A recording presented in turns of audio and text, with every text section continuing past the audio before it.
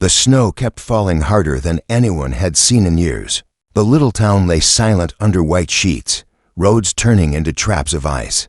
Inside a small wooden house at the edge of the road, an old lady sat by the window with a shawl wrapped around her shoulders. She had lived alone for many winters, but this storm felt different, angrier, colder, more dangerous. She worried about people caught outside, about travelers who might not find shelter in time. The wind howled so loudly that she almost didn't hear it at first, the low rumble, like thunder mixed with growls. She leaned closer to the glass and saw faint lights flickering through the storm.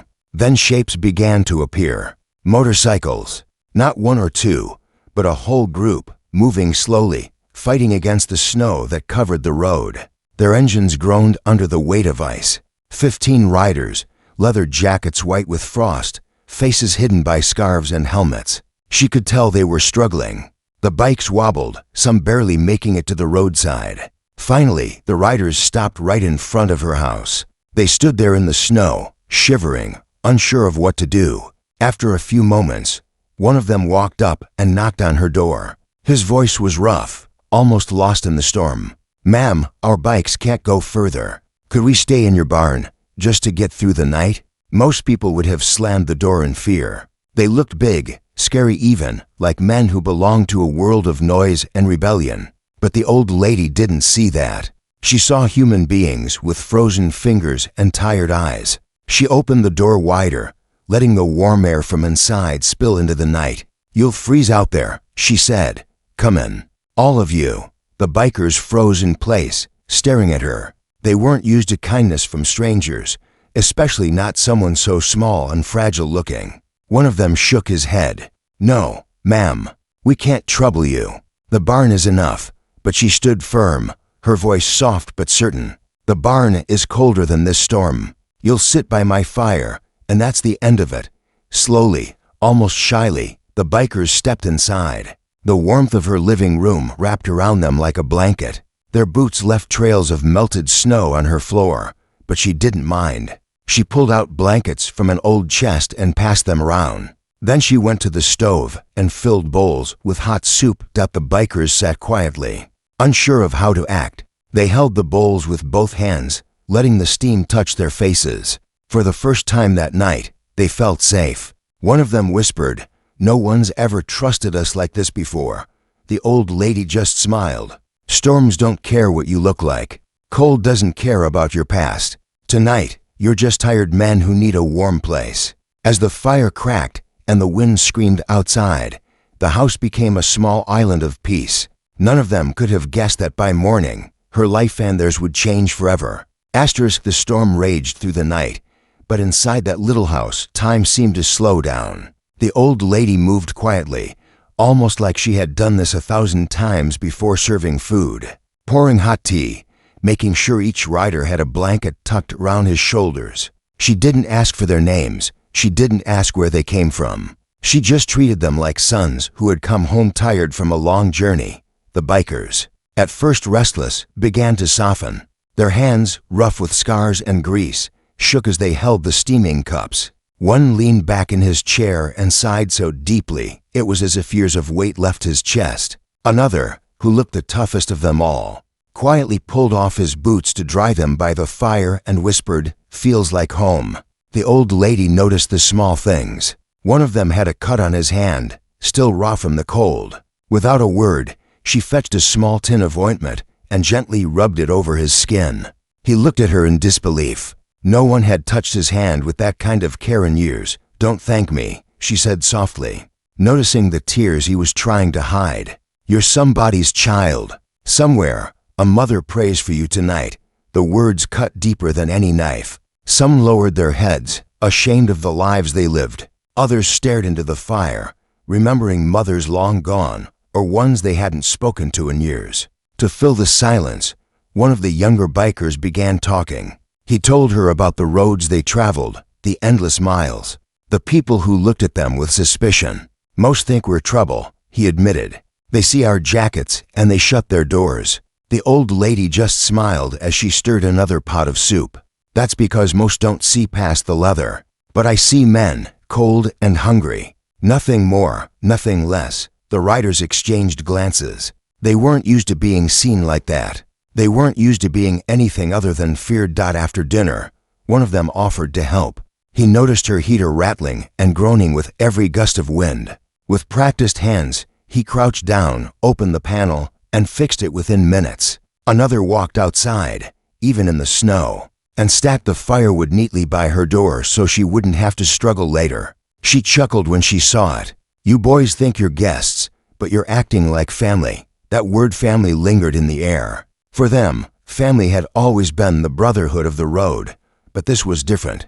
This was gentler, warmer. Later that night, as the storm still pounded against the roof, they all sat together in the living room. The fire cast shadows on the walls, and the air smelled of wood smoke and soup. Slowly, stories spilled out. One man spoke of a brother he lost in an accident. Another talked about leaving school too young and never finding his way back. The old lady listened to each one without judgment, nodding, sometimes reaching out to pat a shoulder or squeeze a hand. At one point, a rider pulled out a small harmonica. He played a tune, soft and sad, but in that quiet room it sounded like a prayer. The old lady hummed along, and before long, the others joined with low voices. For a moment, 15 rough bikers and one fragile woman shared the same song. When midnight passed, some dozed off in chairs, others stretched out on the floor with borrowed blankets. The old lady looked at them with tired but grateful eyes. "Rest now," she whispered. "The storm will be kinder in the morning." She sat in her rocker until her eyes grew heavy, the firelight flickering across her face. In that simple house, trust was born not through speeches, not through promises, but through small acts of care. None of them said it aloud, but each one knew this night would stay with them forever. And outside, under the frozen sky, the snow kept falling, covering their motorcycles in white. By dawn, something unexpected was waiting on the horizon. Morning came slowly, like the world was afraid to wake up after such a long, angry night. The storm had calmed, but the snow outside still reached almost to the knees. The house, however, was warm and alive. The smell of fresh bread filled the air somehow. The old lady had woken before all of them and started cooking again. The bikers stirred awake one by one.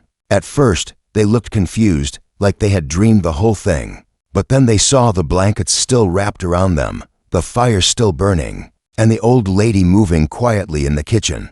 One of them rubbed his eyes and whispered, "We're still here." They sat down around her small wooden table, eating bread and honey with steaming cups of tea. The conversation was lighter now. They laughed softly at each other's messy hair and frozen boots. For a short while, they weren't outsiders, weren't feared men on loud machines.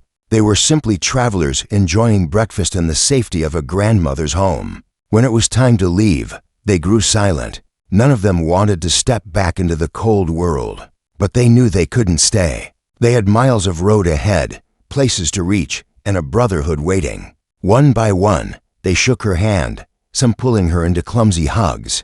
A few slipped folded bills onto her counter, hoping she wouldn't notice. She noticed, of course, but she said nothing. "You've given us more than food," one of them said quietly. "You gave us a night we'll never forget." She only smiled and touched his cheek like a mother does. "Go safe. And remember, kindness is never wasted." The riders stepped outside into the bright snow, their engines rumbling back to life. The old lady stood at her doorway, waving with her shawl around her shoulders, watching until they disappeared down the road. She thought that was the end of it, a memory, a story she would carry alone. But by noon, something unusual began to happen. The ground trembled again, not with the wind this time, but with sound. A low, steady roar that grew louder every minute. The old lady leaned on her porch rail, squinting against the sunlight. Far down the road, dark shapes were moving. Not cars, not trucks. The sound was too familiar. Motorcycles, dozens of them. She blinked, thinking maybe she was imagining it. But the closer they came, the clearer it became. Lines of bikes stretched down the road, chrome flashing in the sun, headlights blazing through the cold.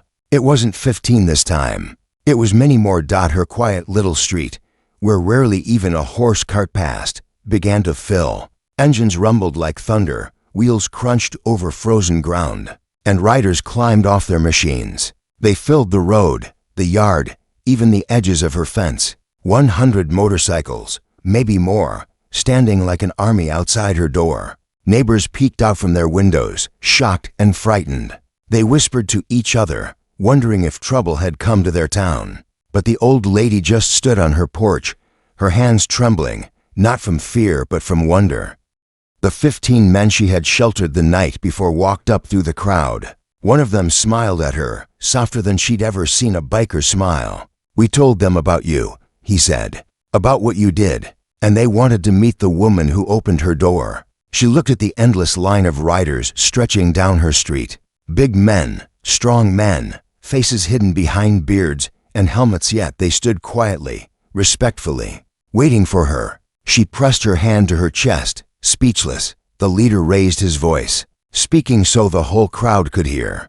"Brothers, this is the woman who gave us warmth when the world turned us away." The air filled with cheers, deep voices shouting in unison, the kind of sound that shook the sky. It wasn't the sound of rebellion this time. It was the sound of gratitude. The old lady's eyes filled with tears. She had lived many winters alone, thinking the world had grown too cold for kindness.